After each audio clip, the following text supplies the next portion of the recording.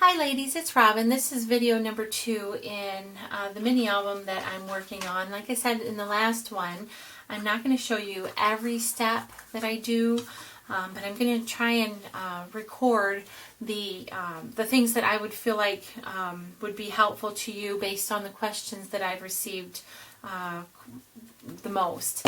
So in the last video I talked to you about cutting chipboard, determining which type of a mini album you're going to do. I'm working on a paper bag album, and then I ended it up with choosing your papers, what you're going to use for the cover, both sides, and the front and back. So in this video I'm going to talk to you a little bit about closure and what adhesive that I use, and we'll see how far we get with this one. So okay, right now, before you add your adhesive, before you adhere your cover on the front and the back, right now would be a good time to give a little thought to what type of a closure you're going to have, if you are indeed going to have one. Because if you're going to use a ribbon closure, what would be a good idea to do, and I did this on my Christmas mini album, our family Christmas mini album, you will need to add your ribbon before you adhere your top cover page. So you would need enough to tie, which would be a good, I would say, 16 inches on either side, and then give yourself a little room for the spine, and then under the back cover,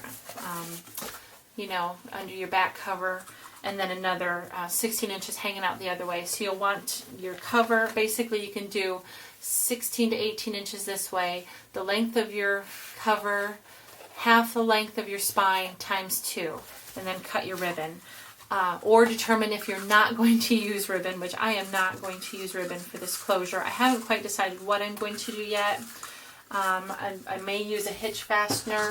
I may use one of these Zutter closures like I did in my very first video of a mini album. So I may use this. I'm not quite sure, but I know I'm not going to use ribbon, so I know that it's okay for me to go ahead and adhere my paper down.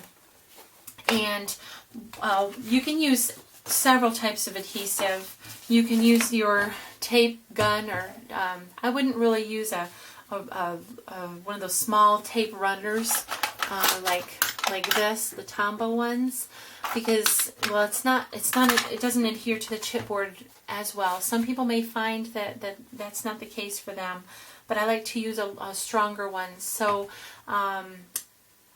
it's okay to use, like your ATG gun, but I am going to use Mod Podge, and this is the one I like. I like the Gloss Luster.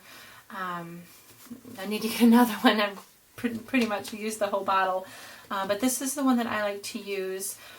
And the reason I'm using the Mod Podge in this one is not just an adhesive preference.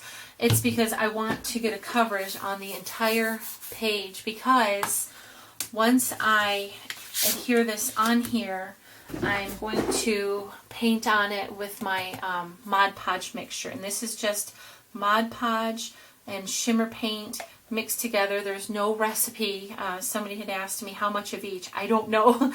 I just pour in however much and then drop in until I stir, and if I want more glimmer, then I add a little bit more. So just play with it.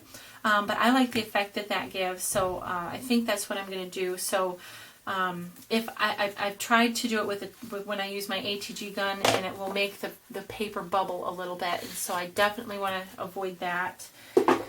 So I am going to use my Mod Podge, and like I said, I'm not sure how far we'll get in this video, and I just use this is a Brad container, and then a sponge, and just brush it on. I do it kind of quick because this stuff does dry fast, and just kind of do it kind of heavy. You can see there's bits of some of the paper in there. That doesn't really matter. I probably will take it off though, just because I don't want to have a bump in the cover. So just kind of get nice even coverage. It doesn't have to be glopped on, but I want to make sure that I get every area. Whoops! That just went flying on me. Okay, but it went face up, so I'm okay. My carpet's fine. Okay, putting it on.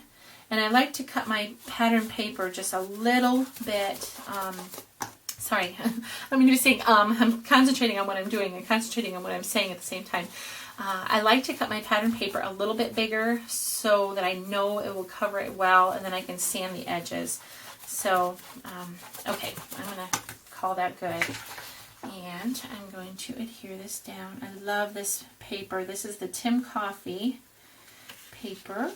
And I know my mom's going to love it because it's very, well, it's something that I know she likes. This is just a scrap paper. I like to put it in there, and to make sure that I get it nice and adhered, I use my, whatever this thing's called, brayer. Like I said, I'm trying to rush, and I'm trying to think about what I'm doing, and trying to think about what I'm saying. So I'm sorry if I babble on or don't make sense. Okay, so that's pretty good. And then I will go ahead and now make sure you pay attention to your page orientation. See how it gave me a little bit of extra room on there? I can sand that off, you know, with my sanding tool. Trim it with my straight edge. And I'm going to need to adhere this down a little bit. My Mod Podge started to dry. But so you can just sand that down. And then you can ink it up again. But this way you know you got a good coverage with your ink if you inked up your chipboard first. Okay, and just stick this back down in there.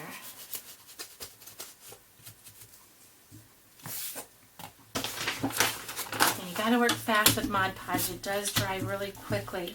At least mine does. I don't know. I know it probably depends on your temperature of your house and the weather outside and all that, the humidity.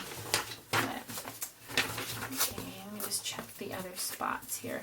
Okay, so let me just glue this down. See, I'm not going to edit any of this. I want you to see all of this because I want you to know the whys, and you know that if you struggle with something, it's something that everybody struggles with probably. So let's get this back in here. Make sure it's the right way.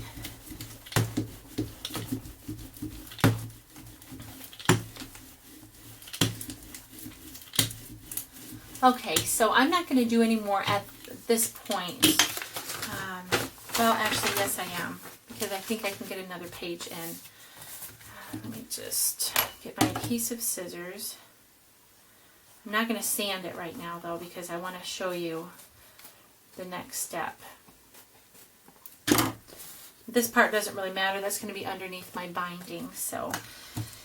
Alright, now the next one I am going to use, okay, what I was saying, I don't know if I finished or not, but pay attention to page orientation. Okay, so this goes like this, and now I've already used my corner chomper, so I knew that my edges were fine.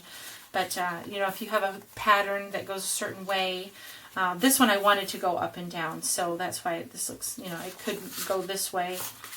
I wanted it to go this way, so that's the way that I cut that. And I'm going to see if I can work quicker with this Mod Podge so it doesn't dry on me.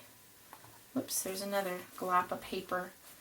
There's this paper at the top of the bottle when it's new, and I tried to leave it on there so it would, you know, maybe not dry out, although it, you know, it hasn't had a chance to dry out. I use it so much, but I left the paper on there, and then over time it just kind of falls apart and ends up in your Mod Podge, so you may want to just go ahead and take that off so you don't have to deal with it. But I haven't found it to be a real problem. Okay, so you see this is still nice and wet. We'll see if I can get it to stay down.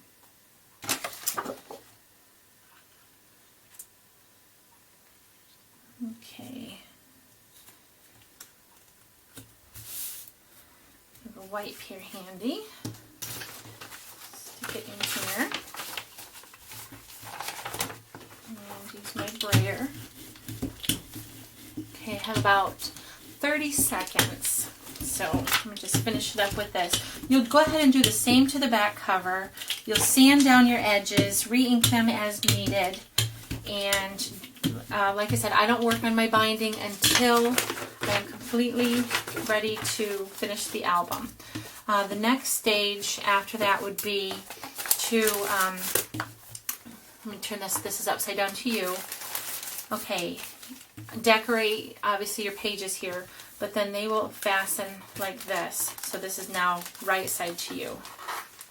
Okay, I just line it up right along the spine there, and then I use a sticky, like a red line tape, and I like to do it on 3 sides so that there's a pocket. I am out of time, so I will see you in video number 3 in the next couple of days. So thanks so much for watching. Bye-bye.